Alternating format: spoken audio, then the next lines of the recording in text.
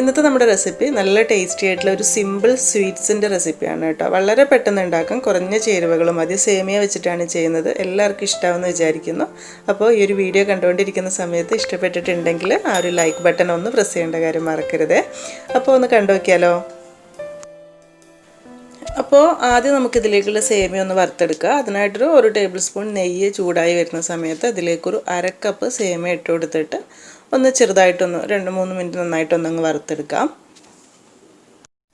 ഒരുപാട് കളർ മാറേണ്ട ആവശ്യമില്ല. ഈ ഒരു രീതിയിൽ നന്നായിട്ട് വറവായി വരുന്ന സമയത്ത് ഇതിലേക്ക് 1 കപ്പ് നല്ല ചൂടുവെള്ളമാണ് കേട്ടോ ഒഴിച്ചു കൊടുക്കുന്നത്. 1/2 കപ്പ് സേമിയയ്ക്ക് 1 കപ്പ് വെള്ളം വേണ്ടി വരും എന്തായാലും വെന്ത് കിട്ടാനായിട്ട്. എന്നിട്ട് ഇതൊരു മീഡിയം ടു ലോ ഫ്ലെയിമിൽ വേവിച്ചെടുത്താൽ മതി. തീ കൂട്ടി വെച്ച് കഴിഞ്ഞാൽ ചിലപ്പോൾ പെട്ടെന്ന് വെള്ളം വറ്റുകയും ചെയ്യും, സേമിയ കറക്റ്റ് വേവില്ല. പെട്ടെന്ന് വേവണമെന്നുണ്ടെങ്കിൽ ഒന്നങ്ങ് അടച്ച് വെച്ച് കൊടുത്താൽ വേഗം തന്നെ വെന്ത് കിട്ടിക്കോളും. ഇപ്പോൾ സേമിയക്ക് അത്യാവശ്യം ഒന്ന് വെന്ത് തുടങ്ങിയിട്ടുണ്ട് കേട്ടോ. ഇനി ഈ സമയത്ത് ഇതിലേക്കൊരു 1/4 കപ്പ് പഞ്ചസാര ചേർത്ത് കൊടുക്കുക. അപ്പോൾ മധുരം ആദ്യമേ ചേർക്കേണ്ട. ആദ്യം ചേർത്ത് കഴിഞ്ഞാലുള്ള പ്രശ്നം എന്ന് വെച്ചാൽ സേമിയ വെന്ത് കിട്ടാനായിട്ട് കുറേ സമയം എടുക്കും. അപ്പോൾ അതുകൊണ്ട് അത്യാവശ്യം വെന്തതിന് ശേഷം ഇതുകൂടെ ചേർത്ത് കൊടുത്താൽ മതി. ഈ സമയത്ത് ഞാൻ ഇതിലേക്കൊരു നുള്ളു ഓറഞ്ച് റെഡ് ഫുഡ് കളർ ചേർക്കുന്നുണ്ട് കേട്ടോ. റെഡും യെല്ലോയും കൂടി മിക്സ് ആയിട്ടുള്ളതാണ്. അപ്പോൾ ജസ്റ്റ് ഒരു ഭംഗിക്ക് വേണ്ടിയിട്ട് മാത്രം. ഈ സമയത്ത് ഇതിലേക്ക് കുറച്ച് ഏലക്കപ്പൊടിയും കൂടെ ചേർത്ത് കൊടുക്കുന്നുണ്ട് കേട്ടോ. പഞ്ചസാര ഏലക്കയും കൂടെ പൊടിച്ചിട്ടുള്ള പൊടിയാണ്. നല്ലൊരു ഫ്ലേവറിന് വേണ്ടിയിട്ട് അതുകൂടെ ചേർത്തിട്ട് നല്ലോണം മിക്സാക്കി കൊടുക്കുക. എന്നിട്ട് ഇതിലുള്ള ഈ ഒരു പഞ്ചസാര നല്ലോണം ഒന്ന് ഇതുപോലെ മെൽട്ടായി വന്നിട്ട് അതൊന്നങ്ങ് വറ്റി കിട്ടിയാൽ മതി. അപ്പോൾ കറക്റ്റ് പരുവായിട്ടുണ്ടാവും. ഈ ഒരു രീതിയിലാവുന്ന സമയത്ത് നമുക്ക് ഗ്യാസ് ഓഫ് ചെയ്ത് വെക്കാം. ഇതിന് ഒരിത്തിരി അങ്ങ് ചൂടാറുമ്പോൾ അങ്ങനെ വിട്ട് വരുന്ന കറക്റ്റ് പാകമായിട്ട് കിട്ടിക്കോളും. ഇതൊരു സൈഡിലേക്ക് മാറ്റി വെക്കാം. ഈ സമയത്ത് ഇതൊന്ന് അടച്ച് വെക്കണം കേട്ടോ, അല്ലെങ്കിൽ സേമിയ ചിലപ്പോൾ ഒന്ന് ഡ്രൈ ആയ പോലെ ആയിപ്പോകും. ഇനിയൊരു പാൻ ചൂടാക്കിയൊരു 1-2 ടേബിൾ സ്പൂൺ നെയ്യ് ചൂടാക്കി എടുക്കുക. അതിലേക്ക് കുറച്ച് കാഷ്യൂ ഇട്ടിട്ട് ഒന്ന് വറുത്തെടുക്കുക. അത്യാവശ്യം ഒന്ന് വറവായി വരുന്ന സമയത്ത് കുറച്ച് മുന്തിരിയും കൂടി ഇട്ടിട്ട് ഒന്ന് വറുത്തിട്ട് മാറ്റി വെക്കാം. ഈ ഒരു നെയ്യിലേക്ക് തന്നെ ഒരു 1/4 കപ്പിൻ്റെ അടുത്ത് തേങ്ങ ചിരവിയത് ഇട്ട് കൊടുക്കുക. എന്നിട്ട് ചെറുതായിട്ടൊന്ന് വറുത്തെടുക്കുക. ഒരുപാട് നേരം വറുത്തെടുക്കേണ്ട ആവശ്യമൊന്നുമില്ല, ഒന്നങ്ങ് ചൂടാക്കി എടുത്താൽ മതി. എന്നിട്ട് ഇതിലേക്ക് മധുരത്തിന് വേണ്ടിയിട്ടൊരു 3-4 ടേബിൾ സ്പൂൺ പഞ്ചസാര കൂടെ ഇട്ട് കൊടുത്തിട്ട് ഒന്നങ്ങ് ചൂടാക്കി എടുക്കുക. ഈ പറഞ്ഞ പോലെ തന്നെ കുറേ സമയം ഇട്ടിട്ട് നല്ലോണം ഡ്രൈ ആക്കി എടുക്കേണ്ട ആവശ്യമൊന്നുമില്ല.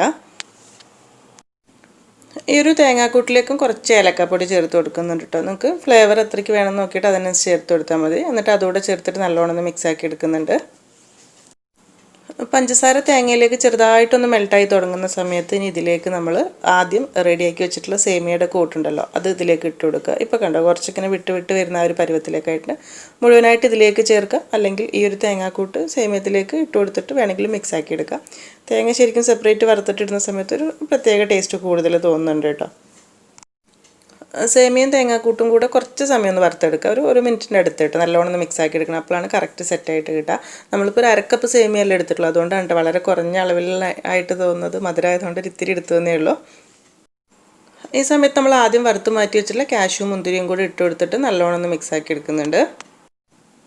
എന്നിട്ട് ലാസ്റ്റ് ഇതിലേക്കൊരു 1 ടീസ്പൂൺ നമ്മുടെ വെള്ള എള്ളുണ്ടല്ലോ അതുകൂടെ ചേർത്ത് കൊടുത്തിട്ട് മിക്സാക്കി എടുക്കുന്നുണ്ട്. ഇപ്പോൾ ഗ്യാസൊക്കെ ഓഫ് ആക്കിയിട്ടുണ്ട്, എല്ലാം കൂടെ കറക്റ്റ് സെറ്റായിട്ട് കിട്ടിയിട്ടുണ്ട്. ഇതുകൂടെ മിക്സാക്കി എടുത്തു കഴിഞ്ഞാൽ നമുക്കതൊരു ചെറിയ ചൂടോടുകൂടി തന്നെ സെർവ് ചെയ്യാൻ വേണ്ടിയിട്ട് എടുക്കാം.